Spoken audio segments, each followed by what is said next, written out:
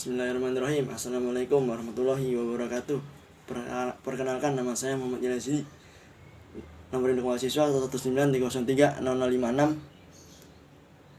Mata kuliah Ilmu Politik. Dosen pengajar Pak Lutfi Fahru Rizal. Ya, kali ini izinkan saya untuk menjelaskan beberapa materi berkaitan dengan ilmu negara di semester 1.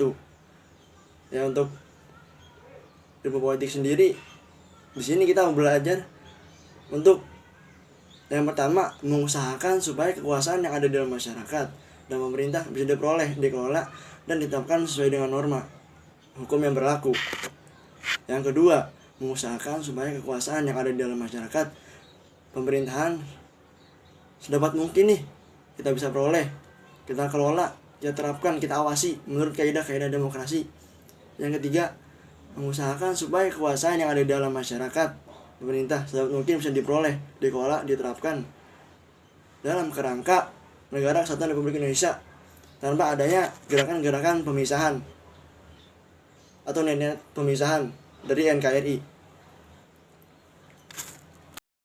Kali ini saya akan menjelaskan pertemuan keempat tentang pembatasan kekuasaan, di mana kenapa sih harus diadakan pembatasan kekuasaan ini dalam suatu negara, khususnya negara Indonesia. Yang pertama, prinsip demokrasi di Indonesia membatasi kekuasaan negara sesuai dengan konstitusi. Hal ini bertujuan supaya tidak terjadi penyalahgunaan kekuasaan untuk kepentingan pribadi atau golongan tertentu. Pembatasan kekuasaan ini terbagi menjadi beberapa dan juga permisahan. Menurut Montesquieu dalam bukunya Esprit des Lois pada tahun 1784, atau dalam bahasa Inggris The Spirit of the Law, yang mengikuti jalan pikiran John Locke, membagi kekuasaan negara keadaan 3 cabang. Yang pertama, kekuasaan legislatif sebagai membuat undang-undang. Yang kedua, kekuasaan eksekutif untuk melaksanakan. Yang ketiga, kekuasaan untuk menghakimi atau biasa disebut yudikatif. Ya, selanjutnya adalah pembahasan tentang apa sih hak asasi manusia, sejarahnya, dan bagaimana penerapannya di Indonesia.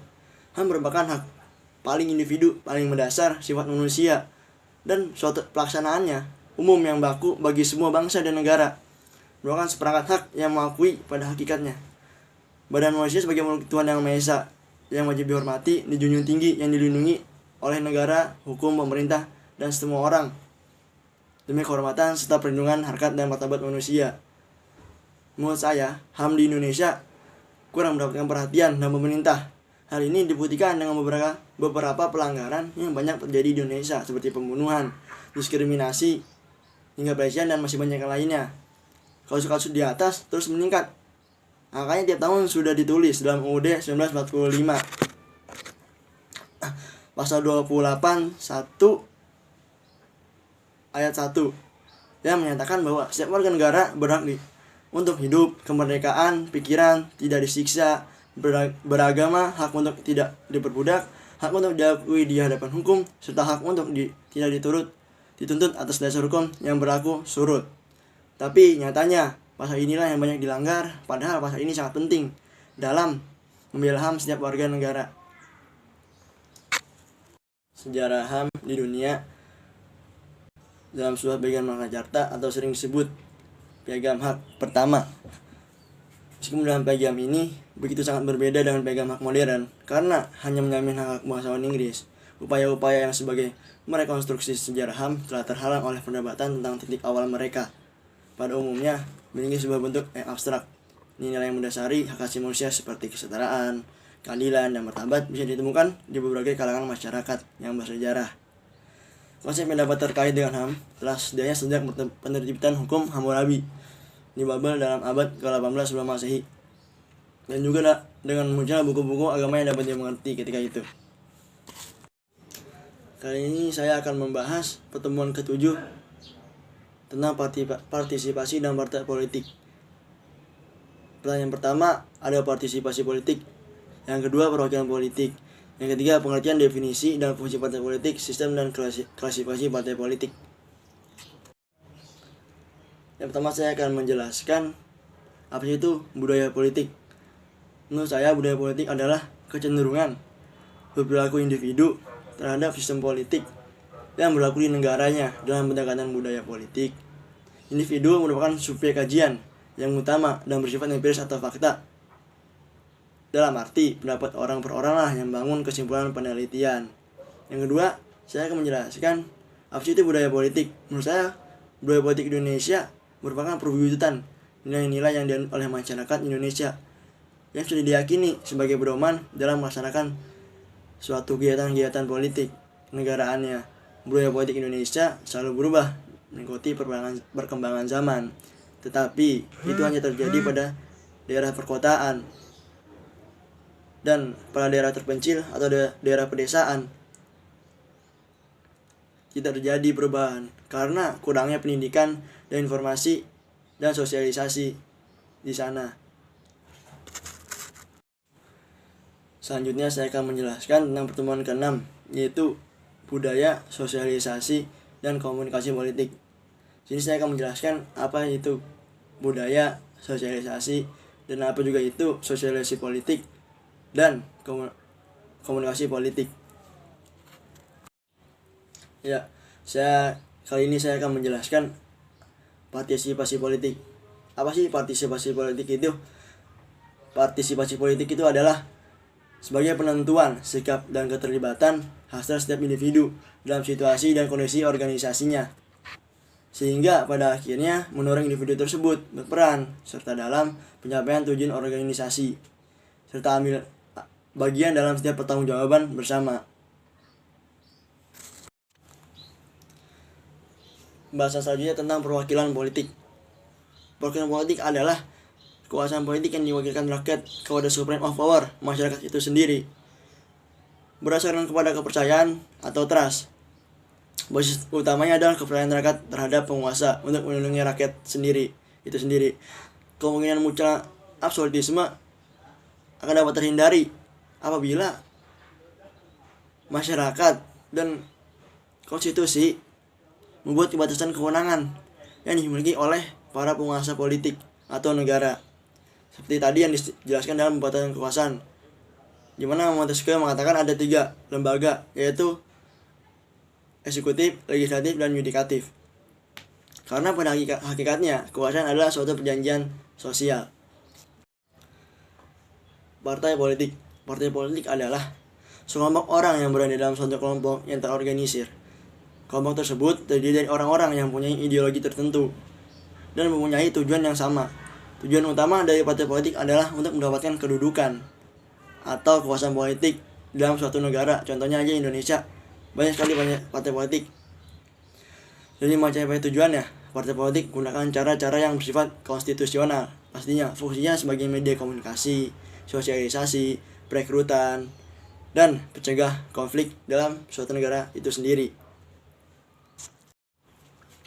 Sistem partai politik terbagi menjadi 3. Yang pertama adalah sistem 1 partai, yang kedua sistem 2 partai, yang ketiga adalah sistem multipartai. Ya, pembahasan yang terakhir adalah klasifikasi partai politik.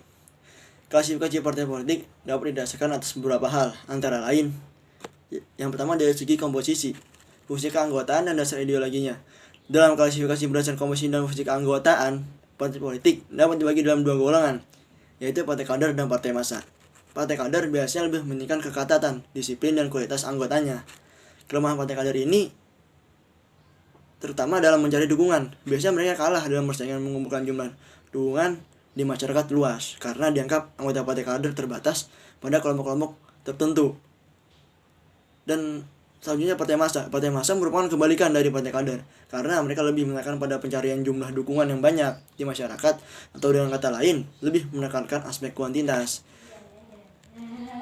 Tapi kelemahan partai massa adalah bahwa disiplin anggota biasanya lemah, juga lemahnya ikatan organisasi sesama anggota. Bahkan kadangkala tidak saling kenal karena luasnya dukungan dari berbagai golongan dan lapisan masyarakat. Perkembangan partai massa sebenarnya berawal dari partai kader.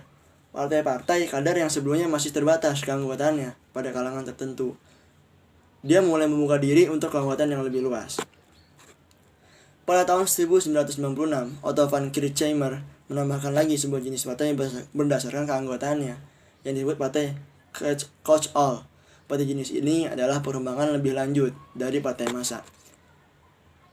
Pada tahun 1980-an, Richard S. Katz dan Peter Mayer menambahkan lagi sebuah jenis partai berdasarkan perkembangan kecenderungan negara-negara barat untuk memberikan subsidi bagi partai-partai politik yang ada dan meningkatkan peran media elektronik dalam kampanye pemilu.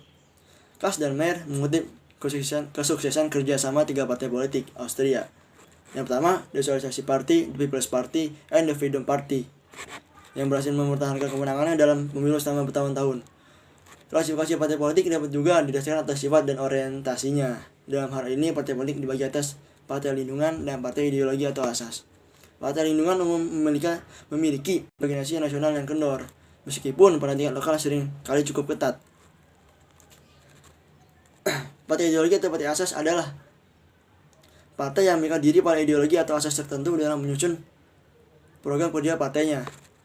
Klaus von Boehme pada tahun 1995 dalam bukunya Political Parties in Western Democracies mengklasifikasikan 9 kelompok partai yang selama ini berkembang di Eropa Barat berdasarkan ideologinya, yaitu yang pertama partai liberal atau radikal, yang kedua partai konservatif, yang ketiga partai sosialis dan sosial demokrat, keempat partai Kristen Demokrat, kelima partai komunis, keenam partai agraris, ketujuh partai regional dan etnis, ke-8 partai ekstrem kanan, dan yang 9 yang paling terakhir gerakan ekonomi atau lingkungan.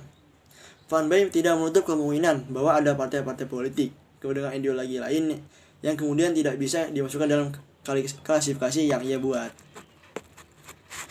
Orientasi para pemilih tersebut bisa dikelompokkan menjadi 4 klasifikasi yang muncul dalam masyarakat bersamaan dengan perkembangan sosial, politik, dan negara itu sendiri, yaitu yang pertama, pusat daerah atau center periphery, yang kedua negara gereja, state church, yang ketiga ladang industri, land industry, dan yang terakhir keempat, pemilik modal kerja, owner worker.